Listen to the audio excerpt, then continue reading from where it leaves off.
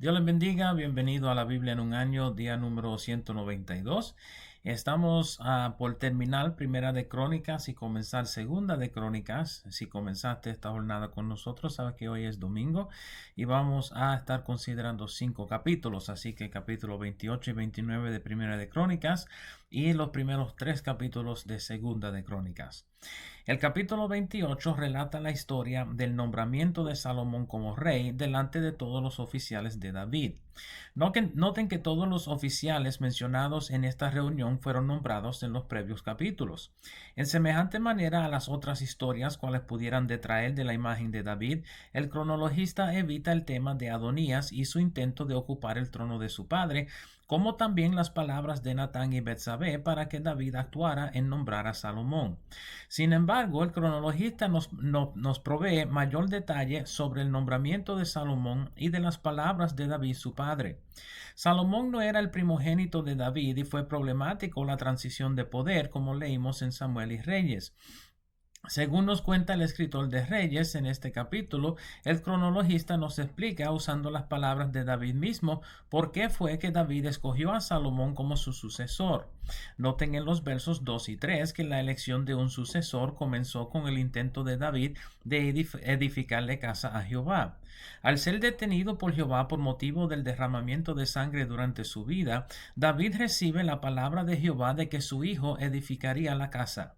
Noten en el verso 5 que Jehová fue explícito en su nombramiento de Salomón como el sucesor de David, de manera que fue explícito en su llamamiento de David mismo. Esto se afirma de nuevo en el verso 6. Deben notar la promesa condicional en el verso 7, siendo que Salomón falla en su cumplimiento de esto. David expresa palabras primero al pueblo y luego a Salomón mismo. Sus palabras son para animar a Salomón a seguir en los caminos de Jehová, quien David menciona en el verso 20 como Jehová Dios mi Dios, en vez de Jehová tu Dios, hablando con Salomón, indicando que Salomón aún tendría que tomar la decisión de seguir a Jehová de por sí mismo. Tal vez lo más interesante de este capítulo se encuentra en los versos 11 y 12. Nuestra lectura de los libros de los reyes tiende a dejarnos con la ilusión de que David recaudaba materiales al azar para el uso de la edificación de la casa de Jehová. Sin embargo, el cronologista nos indica que David mismo tuvo los planos del templo y todos sus elementos, los cuales les entregó a Salomón. Aunque Salomón sin duda añadió sus detalles decorativos, debemos notar que los planos no hubiesen sido cambiados conforme al verso 19, en el cual David indica que Jehová mismo le trazó los planos y le hizo entender cómo habrían de ser. En esto se parece a la instrucción de Jehová a Moisés sobre la construcción del tabernáculo del desierto. El capítulo 29 comienza con la aclaración de que Salomón solamente había de ser rey y ningún otro, ya que solo a Salomón eligió Jehová. Aunque no se nos menciona explícitamente aquí, podemos asumir que esto fue dicho por los hechos de Adonías. Noten la expresión de David en cuanto a su arduo deseo por la casa de Jehová, algo que se expresa en el Salmo 122 de David. Pueden verlo en el verso 3. Tal es su afecto por la casa de Jehová que David había apartado de sus propios tesoros para dedicarlos a la construcción del templo. Luego de describir lo que había separado, hace una invitación a los presentes para que ofrendaran voluntariamente para el templo. Se definen las ofrendas del pueblo y luego en el verso 9 se describe el gran gozo del pueblo por haber ofrendado voluntariamente a Jehová. Los versos 10 al 19 contienen la bendición de David sobre las ofrendas y su petición para Salomón y el pueblo. Deben notar lo orgulloso que era David de haber tenido la dicha de ser pueblo de Dios, parte de Israel. Noten cómo se dirige a Jehová con el uso de los patriarcas. Recuerden que David enfatizaba la fidelidad de Jehová a su pacto. Notorio entre la oración de David es el verso 19, en el cual David ora para que Salomón tuviera corazón perfecto. perfecto. En la aparición de Jehová a Salomón en Gabaón, Salomón le pide a Jehová un corazón entendido para dirigir al pueblo. Ciertamente las oraciones de David fueron oídas por Dios. El pueblo regocija teniendo en una gran cena y luego ungiendo a Salomón, habiendo recibido de nuevo la investidura una segunda vez. Y noten en el verso 22 que Sadoc es ungido como sacerdote o sumo sacerdote al mismo tiempo. El capítulo termina con una breve recapitulación del reinado de David y los detalles de su muerte. Noten en el verso 29 la referencia a los libros de Samuel, Natán y Gad. Es probable que las crónicas de Samuel hayan sido distintos a los libros cuales llevan su nombre en la Biblia, ya que el profeta muere según Primera de Samuel capítulo 25. Segunda de Crónicas sigue el narrativo de Salomón, comenzando con la petición de Salomón ante Jehová en Gabaón. Deben notar que el tabernáculo de Moisés se encontraba en Gabaón junto al altar de bronce original hecho por Bezaleel, hijo de Uri. Sin embargo, David había llevado el arca a Jerusalén.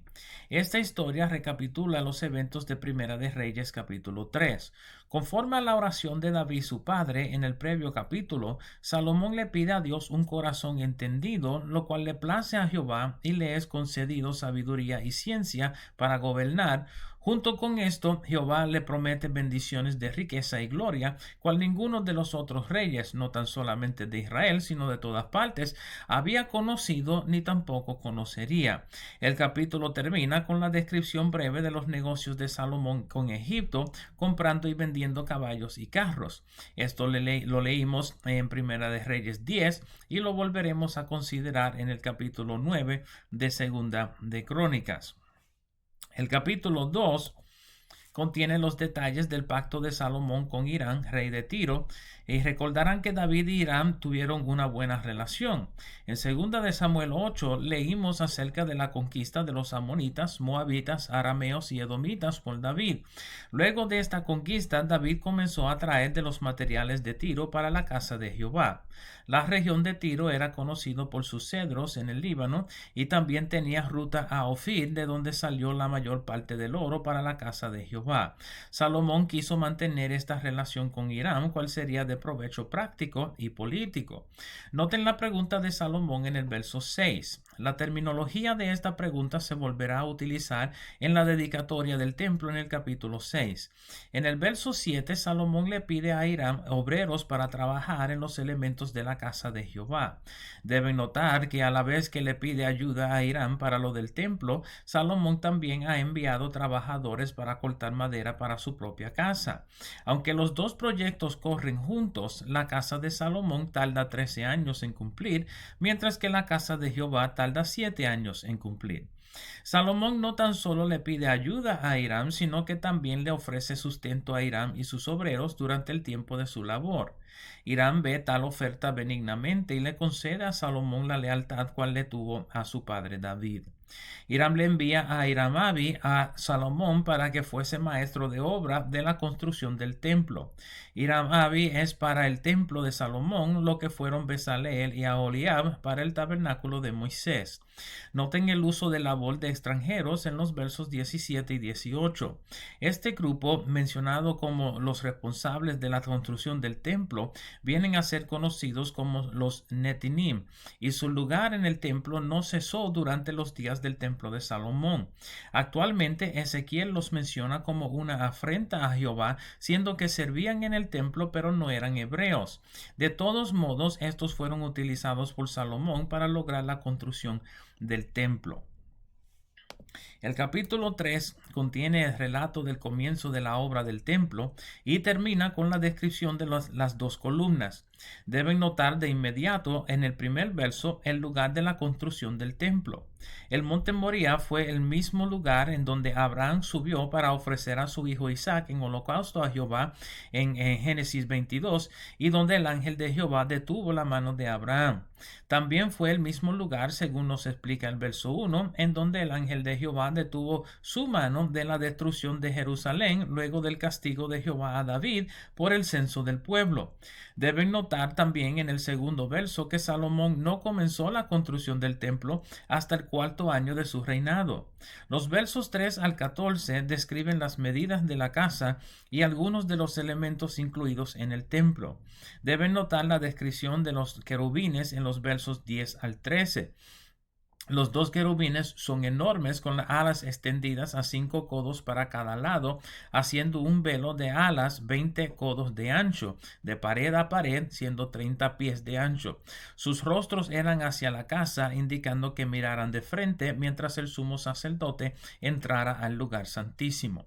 Pueden notar en la imagen en pantalla que los querubines eran de 4 alas, con piernas de becerro y rostro de hombre.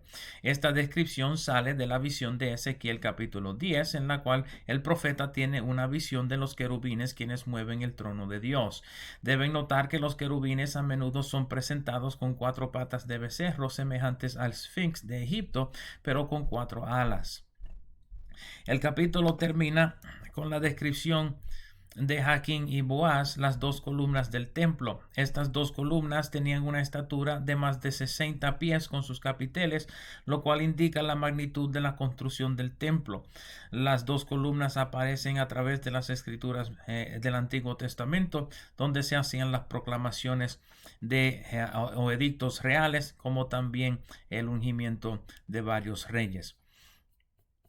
Estos han sido los capítulos 28 y 29 de Primera de Crónicas y los primeros 3 capítulos de Segunda de Crónicas. Espero el video les sea de provecho. Sigan hacia adelante. Nos veremos por esta parte otra vez mañana. Dios me los bendiga. Dios les guarde.